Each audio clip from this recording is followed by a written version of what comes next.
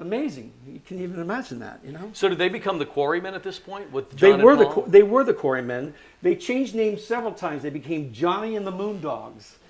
John and Paul tried being the Nurk Twins. And then finally, Stu Sutcliffe needs to be mentioned. Stu Sutcliffe was a brilliant, fragile young painter. John had failed in school. He didn't like authority.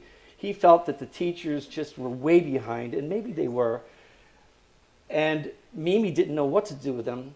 Somehow, I think he got talked into going to the Liverpool Institute of Art.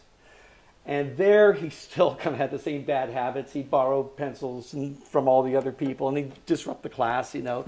When they had June Furlong, who was a nude model, and everyone's doing nude portraits, I think John drew her wristwatch or something.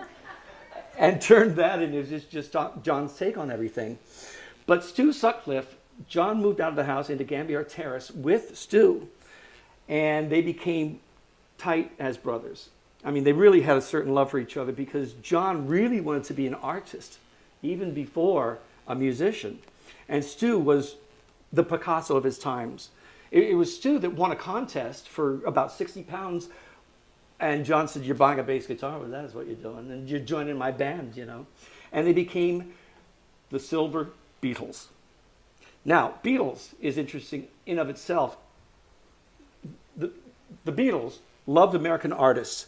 Little Richard, Fats Domino, the Everly Brothers, Buddy Holly. I mean, you know, this is what they grew up with. And it was Buddy Holly. And the Crickets, right? And the Crickets. Right. And John, with his play word, wanted to do something clever like that. And it was really Stu Sutcliffe. Even though John said that he made it up, a man came to me on a flaming pie and said, "You will be Beatles with an A."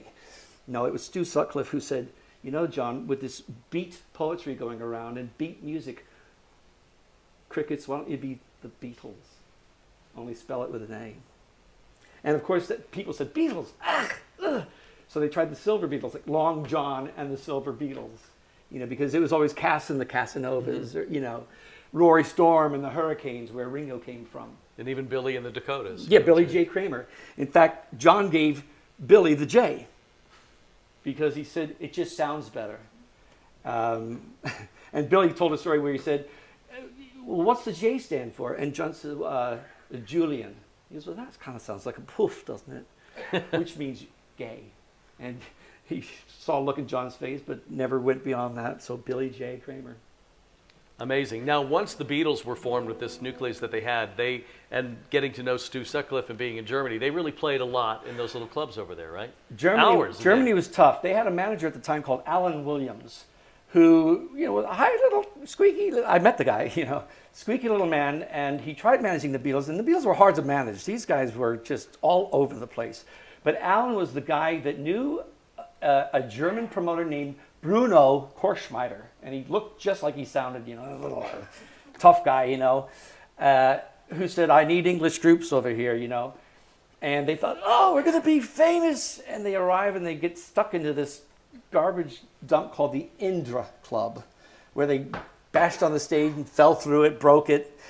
They lived in the Bambi Casino, which was a movie house. They had terrible conditions. They slept on bunk beds, garbage on the floor. They washed up in the sinks. They didn't have proper showers or baths, what have you. And they played for up to 8 hours a night. Now, with the help of Prelude, Prellies, the waitresses had them. They're slimming pills, diet pills. But they also were stimulants. So as George would later say, we were frothing at the mouth. You know, they'd send up crates of ale, and you had to drink them because these were tough guys, you know, sending it up. And if you didn't drink it, they'd take offense to it and probably pound the life out of you. So every night, now, of course, George was only 17 at the time. And John was, you know, what, 19, 20 at the most. But, you know, when you started 1960, John would have been 19 years old. And here they are running around the red light district, the St. Pauli district in Hamburg, just having at it every which way. But it made world beaters out of them. But because they only had written 3 or 4 songs between them at the time, how did they fill all that time? How did they play 8 hours of music? Well, that's where they learned to jam and just do whatever. And John would yell obscenities at, remember, these guys were born during World War II when the Nazis were dropping bombs on them. And so John would be up there on stage, of course the whole crowd's drunk, and he'd be, Nazis, that's the kleine, swearing at them. And they didn't quite understand it. They just thought, oh, crazy, Liverpudlians. In fact, they laughed at them because the Beatles sounds like Beatles, and Beatles means all the little Beatles. But Horst Fascher was a boxer that kind of became their bodyguard.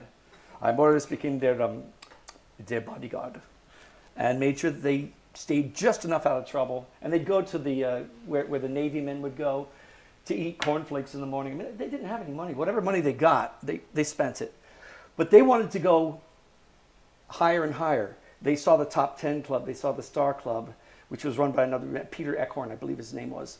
And once Bruno caught wind of that, he said, "Don't you dare to talk to this man or do anything like that." Well, they're all, yeah, screw you.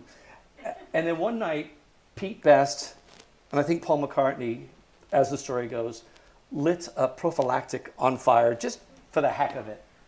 But that's all Bruno needed. He said, "Fine, young George Harrison, you are only 17, out of the country." And he kicked him out. And so, there went the Beatles. Stu stayed behind. The Beatles came back home. But there were more trips to Hamburg to be made.